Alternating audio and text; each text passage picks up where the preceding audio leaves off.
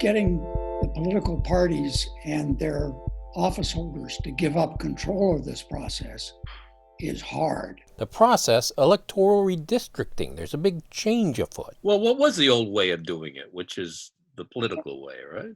Yeah, well, the last two times around, the Republicans controlled the legislature and the governorship. So the idea is Democrats might as well go home and watch football or something because they were going to play no part. This was going to be done to them, not by them. John Chamberlain's been a redistricting participant and observer since the 1960s, but it's just recently Michigan voters changed the game. Over 3,000 volunteers collected more than 425,000 petition signatures. Proposal 2 called for an independent citizens redistricting commission in 2018. It passed.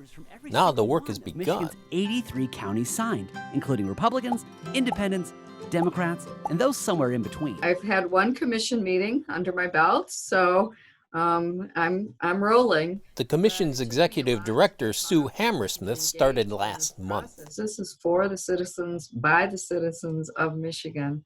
So it's pretty exciting to be part of this historic work. The commission has a few other states to look to. California started their redistricting commission a decade ago. We are the 14 members of the California Citizens Redistricting Commission, and we draw the lines. The citizens of California were very happy with the outcome of that process, despite the fact that they were doing it for their first time. People recognized, Democrats and Republicans alike, that this was a better way of doing it. We'll keep it up. There are 4 Democrats, 4 Republicans, and 5 independents that serve on the commission. But this is all going on in the middle of a pandemic. How's that affecting things? Well, it's going to be much harder in a pandemic to speak directly with people. Point in case, we're on Zoom today. In some respects, maybe that'll open up options for people to speak up.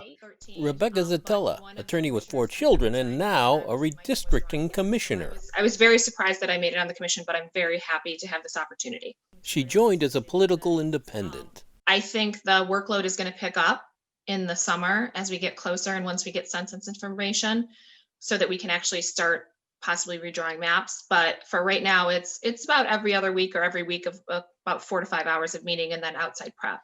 There will be at least 10 public hearings. Will they be virtual, in person? Don't know yet. A lot to talk about. State House, Senate districts, and those congressional seats. There's no doubt that we're going to lose another congressional seat. I think we're pretty much, no matter what happens. Kurt Metzger, Pleasant Ridge mayor and demographer. We're now at about 61 of our 83 counties have more deaths than births on an annual basis. Back in 1980, Michigan had 19 seats in Congress. Soon it'll be just 13.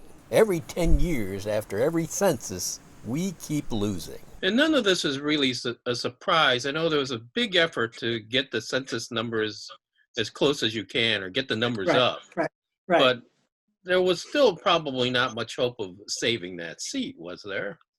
No, I mean, all the forecasts it had us losing a seat, and Michigan did as well as one could expect in the census. Michigan's overall census response rate in the top 10, but in cities like Detroit and Flint, not so good.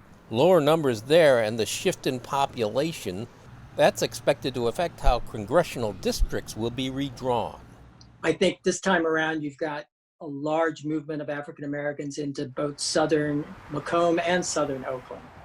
With the Voting Rights Act, 2 Michigan districts need at least 50% African Americans of voting age, leading Kurt Metzger to speculate what's ahead. Andy Levin might get upset, but I think the 9th district is the one that's going to have to go. We can't have as many districts in southeast Michigan. And the 9th district takes in southern Oakland and southern Macomb, and I think that that's going to have to, the 13th or 14th or whatever they're renumbered, will have to take in a larger section of southern Macomb to get that African American community. High on the priority list, the commission must consider something called communities of interest. Communities of interest? Right. Is that a term that you use in your trade? Well, I'm learning more and more about communities of interest every day. It has always been one of the factors in redistricting, but it's usually, if you look at other states, it's been way down at the bottom. If you think about, who's a community of interest? Is it a religious group, an ethnic group? Is it an economic group? Then, you're starting to make pretty core decisions about who people are and how they should be represented. And so all of those become pretty controversial decisions. Communities of interest don't come predefined. There's no directory of communities of interest that the commission could go to. They're going to have to depend upon people coming forward, either to testify in public hearings or virtual hearings. And I think make the argument, don't chop us into pieces. What your interest is pretty much open. I mean, you can name your interest other than our interest is getting our guy reelected. Another priority, partisan fairness. How to do that with tightly packed urban areas with a lot more Democrats. Breaking them up is hard to do, which may be needed to create more competitive districts. There are a lot of maps that you could draw where Democrats will continue to have large problems in translating a statewide victory into a victory in, say, the Michigan Senate. Thus the conundrum, as more Michigan voters lean Democrat while more House and Senate seats are Republican.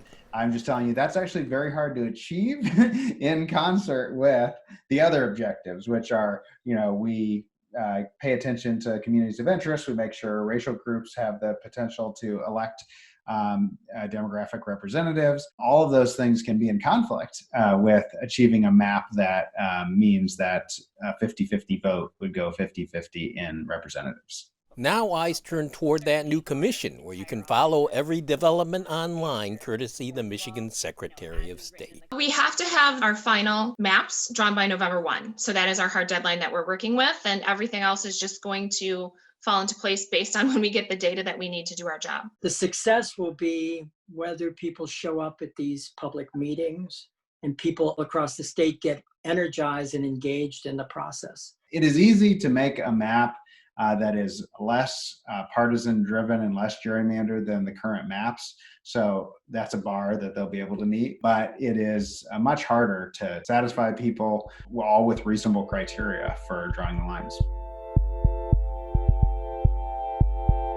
You can find more at onedetroitpbs.org or subscribe to our social media channels and sign up for our One Detroit newsletter.